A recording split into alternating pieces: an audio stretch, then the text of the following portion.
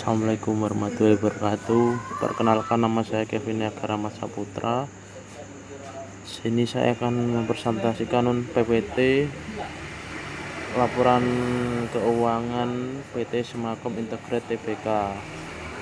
Nah, sini saya akan menjelaskan tentang rasio likuiditas. Rasio likuiditas adalah metrik keuangan untuk mengukur kemampuan perusahaan dalam melunasi kewajiban atau utang jangka pendeknya untuk menggunakan aset lancar yang tersedia. Rasio ini sangat penting untuk menilai kesehatan keuangan operasional dan tingkat keamanan bagi kreditur. Nah, di sini saya yang pertama menggunakan perhitungan menggunakan current ratio. Rumus current ratio adalah aset lancar dibagi dengan utang lancar. Dan di sini aset lancarnya 218,510.132 dibagi dengan 72.330.592.470 dan dihasilkan 3,02 kali. Interpretasinya, setiap rupiah 1 utang jangka pendek dijamin oleh rupiah 3,02 aset lancar. Nilai ini jauh di atas standar umum 2,1 menunjukkan kemampuan likuiditas yang sangat memadai. Nah, yang kedua saya akan menjelaskan tentang perhitungan menggunakan quick ratio. Nah, di sini quick ratio itu menggunakan rumus aset lancar dikurangi persediaan dibagi dengan utang lancar. Nah, di sini aset lancarnya itu 218,910.132 dikurangi dengan 154.388.142.782 dibagi dengan 72.330.592.470. Nah, yang di atas dikurangi terlebih dahulu, setelah itu dibagi dan menjadi 1,03 kali. Interpretasinya adalah setelah persediaan dikecualikan, kemampuan membayar utang jangka pendek turun signifikan menjadi 1,3 kali, tepat di ambang batas kewajaran lebih dari 1.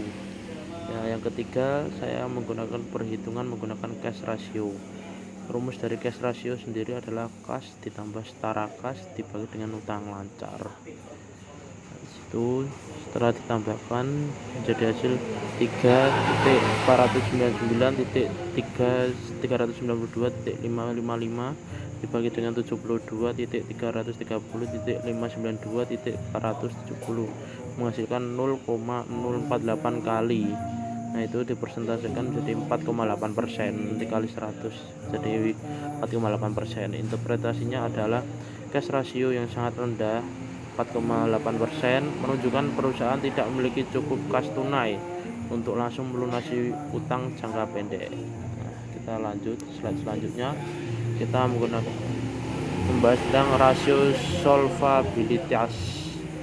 Adalah rasio yang mengukur sejauh mana aset perusahaan dibiayai oleh utang serta kemampuan perusahaan memenuhi seluruh kewajibannya jangka pendek maupun jangka panjang. Rasio ini mencerminkan tingkat risiko finansial dan ketergantungan perusahaan terhadap kreditur. Nah, yang pertama saya menggunakan perhitungan menggunakan debt to assets ratio DIR.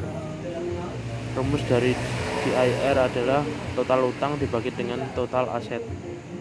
Total utangnya 73.758.592.888 dibagi dengan 247.686.565.609 dihasilkan 0,298 dikali dengan 100 menjadi 29,8%. Interpretasinya adalah sebesar 29,8% aset perusahaan dibiayai oleh utang, sedangkan sisanya 70,2% didanai oleh ekuitas sendiri. Nah, yang kedua saya menggunakan perhitungan menggunakan debt to equity ratio DIR. Total utang dibagi dengan total ekuitas. Total utangnya 73.352.592.888 dibagi dengan 173.927.972.721 dihasilkan 0,424 kali. Nah, itu dikali 100% jadi 42,4%. Interpretasinya adalah untuk setiap rupiah 1 ekuitas perusahaan memiliki utang sebesar 0,42 rupiah. GAR di bawah ini 1 kali menunjukkan perusahaan lebih banyak mengandalkan modal sendiri daripada pinjaman, sehingga risiko gagal bayar relatif rendah dan kapasitas pinjaman masih tersedia. Kita lanjut ke slide selanjutnya. Sini ada rasio aktivitas. Rasio aktivitas adalah rasio yang mengukur seberapa efektif perusahaan memanfaatkan aset-asetnya dalam menghasilkan pendapatan. Rasio ini menunjukkan tingkat efisiensi operasional dalam mengelola piutang, persediaan, dan aset secara keseluruhan. Nah, yang pertama kita menggunakan perhitungan menggunakan receivable turnover. Rumus dari receivable turnover adalah penjualan kredit dibagi dengan rata-rata piutang. Nah, sini penjualan kreditnya 32.059.428.197 dibagi dengan 51.0,11.455.286 dihasilkan 0,63 kali Q1.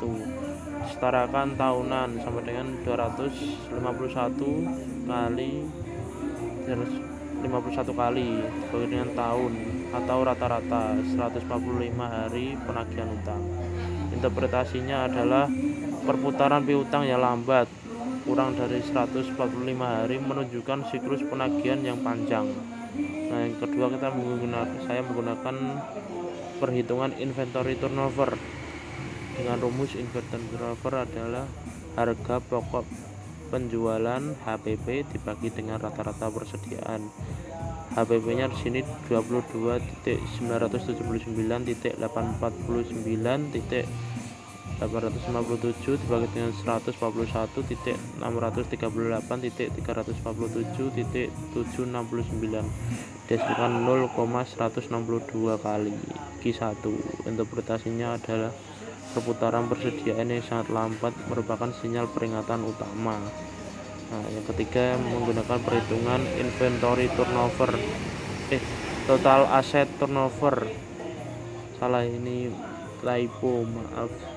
Sini penjualan bersih dibagi dengan total aset 32.099.428.197 dibagi dengan 250.622.492 dihasilkan 0,128 kali Q1.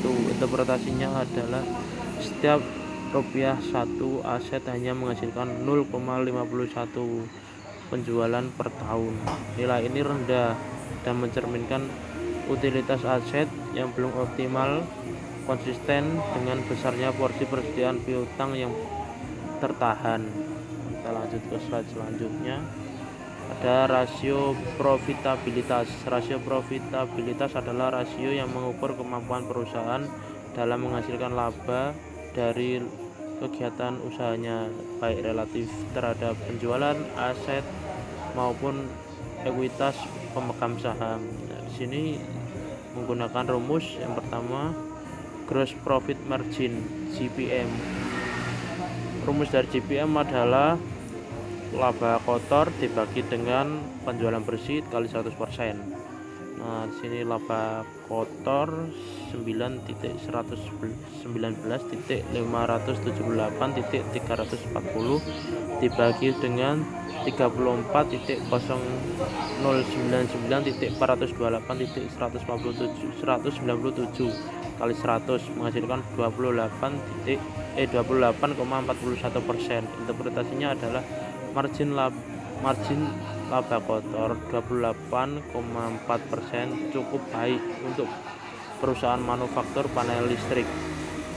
Nah, yang kedua kita menggunakan perhitungan net profit margin NPM. Rumus dari NPM adalah laba bersih dibagi dengan penjualan bersih dikali 100%. Nah, di sini laba bersihnya 1.252.652.067 dibagi dengan 32.099.428.197 kali 100 menghasilkan 3,84%. Interpretasinya adalah dari setiap rupiah 100 penjualan, perusahaan hanya membawa pulang 3,84 rupiah sebagai laba bersih. Yang ketiga, menggunakan perhitungan return of asset ROE. Return of asset ROE rumusnya adalah laba bersih dibagi dengan total aset kali 100. Di sini laba bersihnya 1.233.652.067 dibagi 250.136.622.492 kali 100 menghasilkan 0,49% Q1. Interpretasinya adalah dari setiap 100 rupiah penjualan, perusahaan hanya membawa pulang 3,84 rupiah sebagai laba bersih. Untuk ke slide selanjutnya, perhitungan menggunakan return on equity ROE. Rumus dari ROE adalah laba bersih dibagi dengan total ekuitas kali 100. Di sini laba bersihnya 1.233.652.067 dibagi dengan 173.972.721 kali 100% menghasilkan 0,71% Q1. Setarakan tahunan sama dengan 2,84%. Interpretasinya adalah ROE anualisasi 2,84% masih di bawah rata-rata tingkat bunga deposito kurang dari 4-5%, yang berarti imbal hasil bagi pemegang saham belum optimal. Nah, di sini kesimpulannya adalah secara keseluruhan PT Semakom Integrated Tbk menunjukkan kondisi keuangan yang cukup stabil, namun dengan beberapa area yang memerlukan perhatian. Kekuatan dari PT Semakom Integrated adalah struktur pemodalan yang sangat sehat dengan DIR hanya 42,4% dan ekuitas mendominasi pendanaan. Gross profit margin meningkat dari 18,6% menjadi 28,4%, mencerminkan perbaikan efisien biaya produksi. Current ratio 3,02 kali memberikan bantalan likuiditas yang memadai. Kelemahannya adalah perputaran persediaan dan piutang yang lambat menjadi perhatian utama.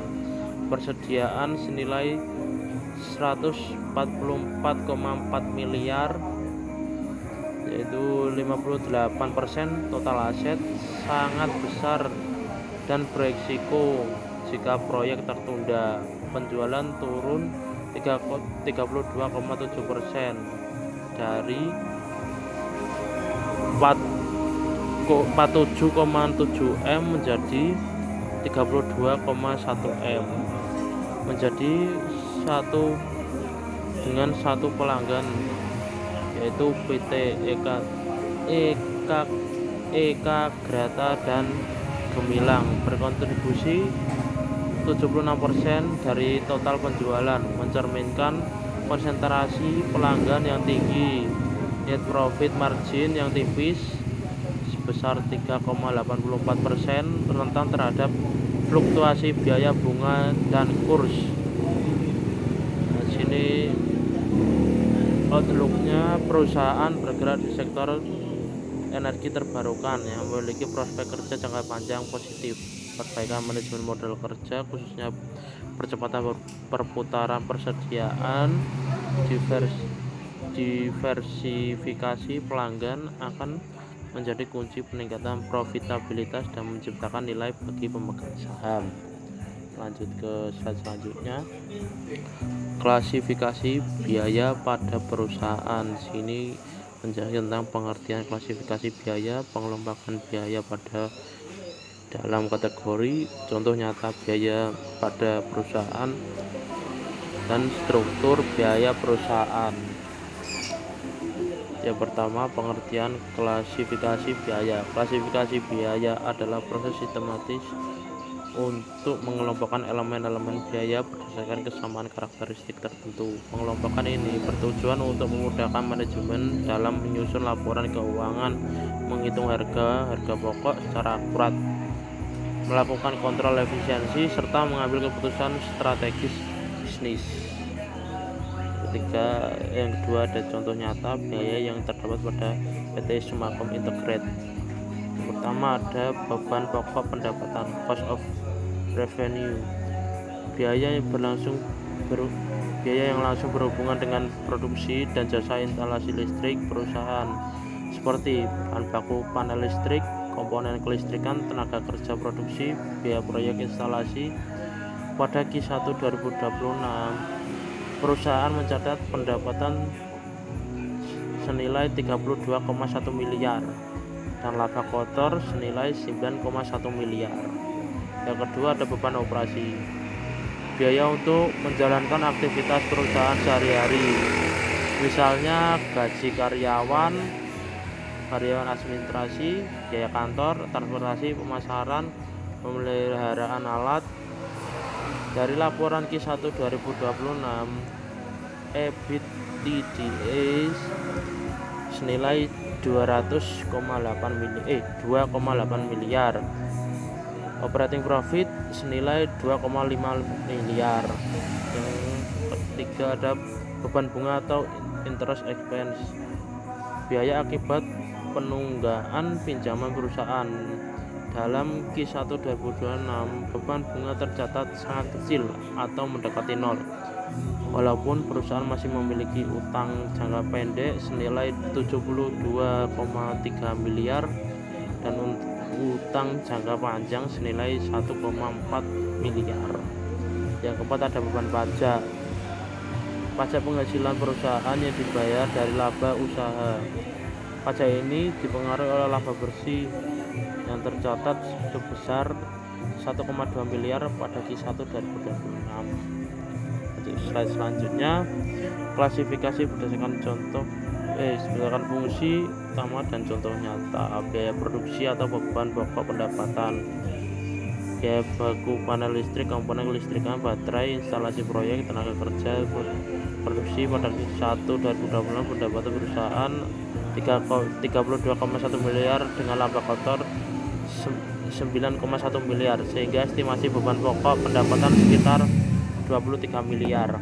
Kedua ada biaya penjualan dan pemasaran, biaya promosi produk, pemasaran proyek listrik, distribusi panel listrik, transportasi penjualan, dan biaya tenaga pemasaran. Biaya ini termasuk dalam akun selling expense perusahaan. Yang ketiga ada biaya administrasi dan umum, gaji pegawai kantor, listrik dan air kantor, perlengkapan administrasi dan audit, biaya komunikasi dan sewa kantor. Pada laporan keuangan tercatat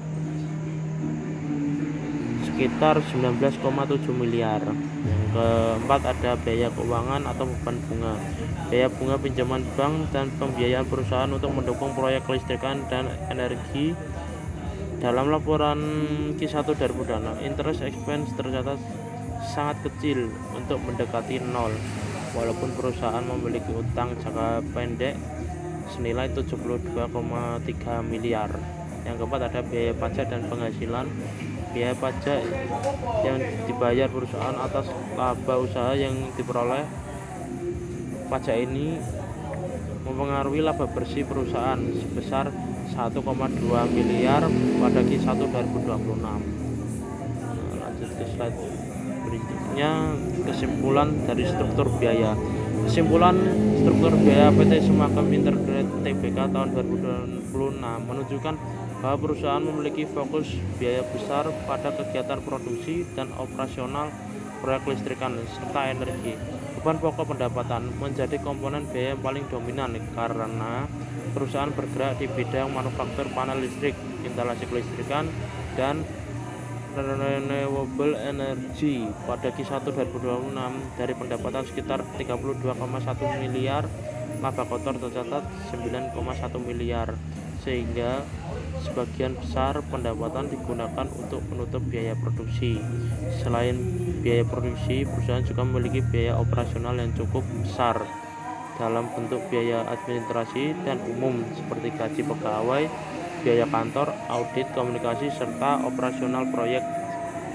Dalam data TMM 2026, biaya selling, general, dan administratif mencatat sekitar 19,72 miliar. Terima kasih. Terima kasih. Wassalamualaikum warahmatullahi wabarakatuh.